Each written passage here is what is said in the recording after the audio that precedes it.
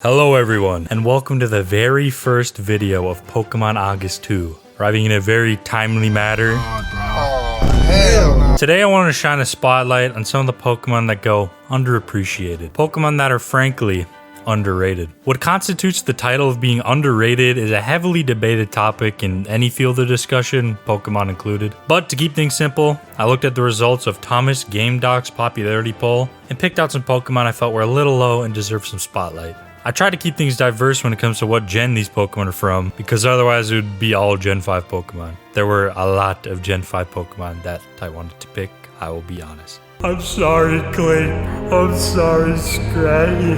Lillipup, no, not Lillipup, no. Amoonguss. You know what's fun? Sandcastles. I don't like sand. Shut your fucking mouth. You know what's even more fun? Sandcastles that are haunted by a ghoul. That's right, coming in at number 5 is the Sandygast line, placed at 627th and 382nd respectively. When I first played Pokemon Sun, this line just stood out to me. On top of their pretty sweet ghost ground typing, I think they're just neat. Just look at Sandygast's little shovel. I don't know how I feel about the Pokemon Center plush they made of him. That's... Batman, there's no laws against the Pokemon, Batman. I recently played through Pokemon Blue for the first time, and the biggest standout difference in that game was the Pokemon sprite art. It is interesting to say the least. But there's one Pokemon sprite art that managed to change my entire opinion of said Pokemon. And that Pokemon is Tentacruel. It gives him so much personality. Personality that is lacking in pretty much every other sprite in 3D model. Or at least personality that I failed to notice. On top of that, it's very funny. Not Tentacool though. Tentacool still sucks. Shout out to Toadschool though. I love this artwork of him walking.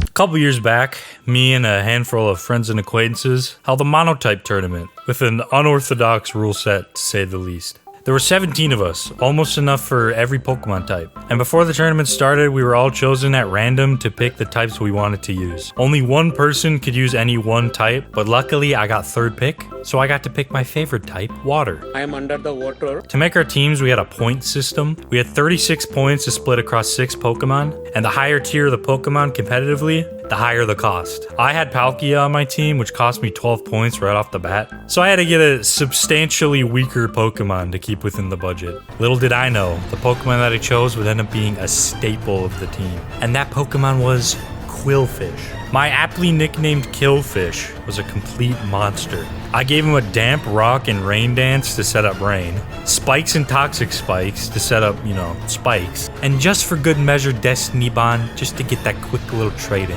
I unfortunately don't have any of these replays saved, but trust me, he was a fiend.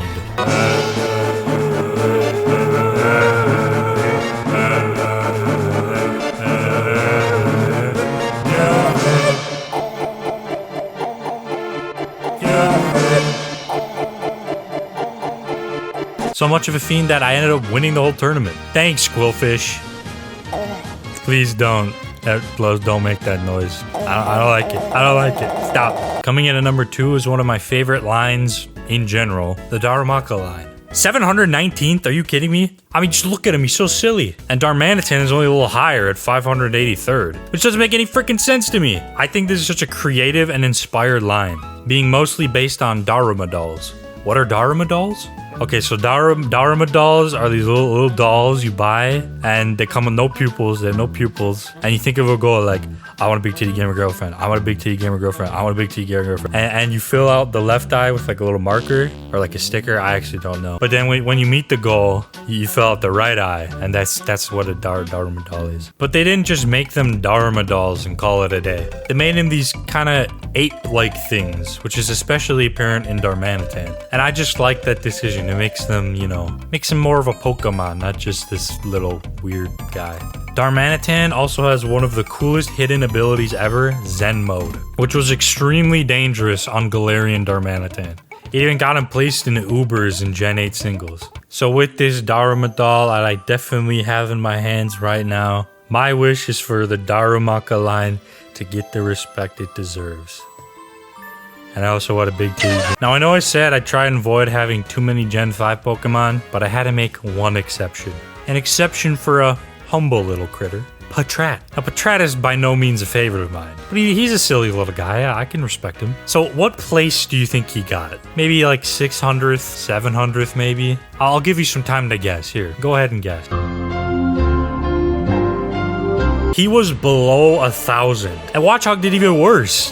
Why? They're below the freaking monkeys. Everyone hates the monkeys. I'm not asking for them to be in the top 100 or anything, but within bottom 25 of all time? Are they really that unappealing to people? I don't know. Maybe I'm biased, but I always felt like they're perfectly suitable normal type Pokemon. I will admit their voices in Pokepark 2 raise them up a little bit because like with a lot of these Pokemon, it's funny.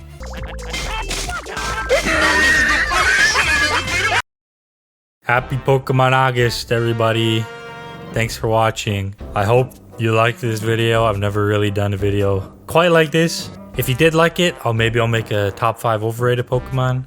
But who says Pokemon August can't bleed into September? This is my channel. This is my channel. Who are you? This is my channel. I can do whatever the hell I want. I could put a picture of this up here, and who cares? You don't care. I don't care. Okay, but before my average watch time plummets, I'm gonna go now. So, bye-bye.